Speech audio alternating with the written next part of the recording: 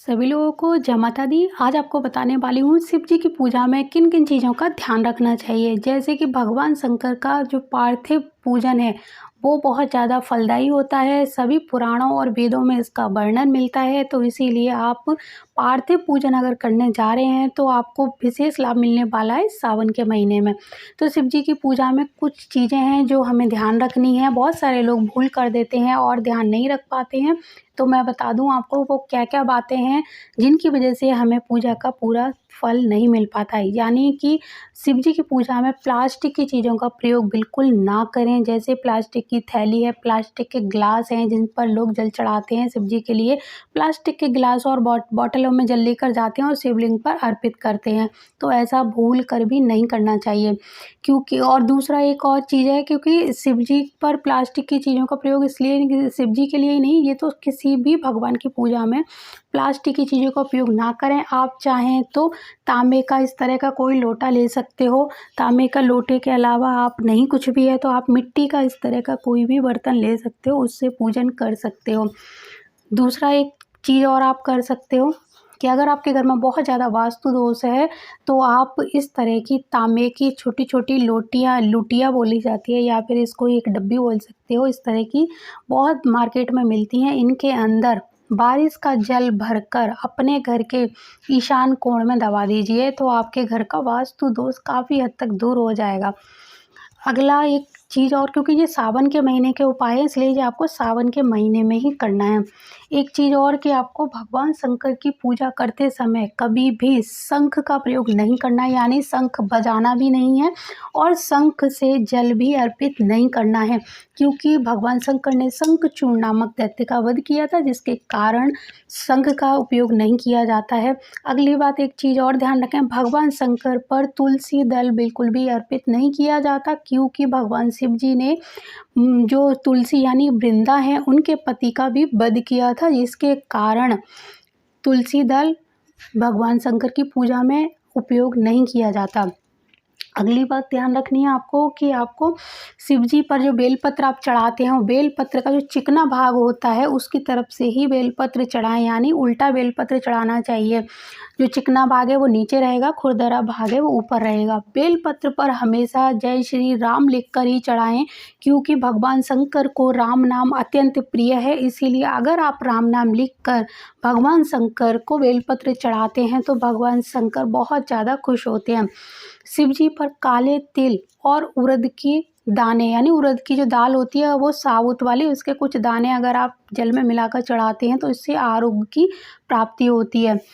गंगा जल, काले तिल या उड़द, तीनों में से कोई भी चीज़ें आप जल में मिलाकर शिव जी को अर्पित कर सकते हैं। अगर आप किसी विशेष मनोकामना की पूर्ति के लिए शिव जी का व्रत या पूजन कर रहे हैं तो आप मंत्रों की संख्या निश्चित करें कि आपको 1000, 108 या फिर 1,00,000 मंत्रों का जप करना है निश्चित समय पर, और वो आपको पूरा भी करना है। और अगर आप केवल भक्ति भावना के साथ बिना किसी मनोकामना के ये व्रत या पूजन कर रहे हैं तो इसमें जप संख्या निश्चित नहीं होनी चाहिए।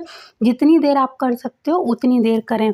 अगली बात आपको याद रखनी है कि जहाँ पर भी माँ गौरी और शिव जी का मंदिर हो, यानी शिवलिंग भी हो, माँ गौरी यानी पूरा शिव परिवार हो, तो वहाँ पर माँ गौरी के लिए सुहाग की सामग्री अवश्य लेकर जाएं, जिसमें 16 श्रृंगार की चीज़ें होनी चाहिए। 16 अगर नहीं है तो जितनी भी आपको मिल जाए उतनी लेकर जाएं। जैसे कि आपको जैसे दिख रहा है, ये बिछुए हैं, सिंदूर है, ये आलता है, बिंदियां हैं, ये इस तरह की सिंदूर वगैरह, मेहंदी है, यानी 16 श्रृंगार की जो चीज़ें होती हैं माँ गौरी को अर्पित करनी है। इनमें से थोड़ी थोड़ी चीज़ उनको लगानी है और वहीं पर रख के आना है। कपड़ा यानी वस्त्र ले सकते हो, वस्त्र में चुनरी वगैरह है, साड़ी है, कुछ भी ले सकते हो। अगर आपके पास ऐसी चीज़ें नहीं हो तो आप एक रुमाल ले सकते हो रेड कलर का, और इसमें ही सारी श्रृंगार की चीज़ें थोड़ी थोड़ी माँ गौरी को अर्पित करके बाकी सारा सामान वहीं पर रख के आ जाएं। तो इससे भी आपका सौभाग्य जो अखंड रहता है। कुंवारी लड़कियां भी माँ गौरी की इस तरह से पूजा करती हैं, माँ गौरी को पूरे सावन के महीने मांग में सिंदूर लगाती हैं, तो उनका जल्दी ही सुहागन होने का समय आ जाता है, यानी उनको भी सौभाग्य का वरदान देती हैं माँ गौरी, और 1 साल के अंदर-अंदर उनकी भी शादी के यानी विवाह के योग बन जाते हैं। जो लड़के शादी योग्य हैं और उनकी शादी में बहुत ज़्यादा दिक्कत आ रही है, तो वो लोग शिव जी की पार्थिव मूर्ति यानी मिट्टी की शिवलिंग बनाकर उनकी विधि-विधान से पूजन करें, जल अर्पित करें और माँ गौरी के साथ भगवान शंकर का पूजन करें और अपनी इच्छा भगवान के सामने व्यक्त करते हैं, तो आपकी ये इच्छा बहुत ही जल्दी भगवान शंकर पूरा करते हैं। ये मिट्टी की शिवलिंग आप सादा मिट्टी पीपल के नीचे से निकाल के ला सकते हैं, वहाँ से बनाइए, या मुल्तानी मिट्टी है उससे आप बना सकते हो। पार्थिव पूजन बनाने के लिए बहुत सारी तरह की मिट्टियाँ और नर्मदा की मिट्टी है और बालू है, बहुत सारी चीज़ें यूज़ होती हैं, लेकिन आप अगर सिर्फ एक सादा शिवलिंग बनाकर पूजा करना चाहते हैं, तो आप मुल्तानी मिट्टी से भी शिवलिंग बनाकर और विधि विधान से एक प्लेट में रखकर उनको पूरा जल वगैरह सारी चीज़ें अर्पित करेंगे और इनका हर सोमवार को पूजन करेंगे और पूरा 1 महीना इस शिवलिंग को अपने घर में आमंत्रण देके यानी शिव जी को परिवार सहित बुलाएंगे, अपने घर में स्थान देंगे, उनकी पूजन करेंगे और लास्ट डे जिस दिन आखिरी सोमवार होगा, उस दिन मिट्टी की बनी शिवलिंग को अपने घर के गमले में ही प्रवाहित करेंगे, यानी जल में। वहीं पे आपको मिट्टी को पूरा विसर्जित कर देना है और इस मिट्टी को संभाल के अपने घर में ही रखना है, अगली बार फिर से इसको यूज कर सकते हैं।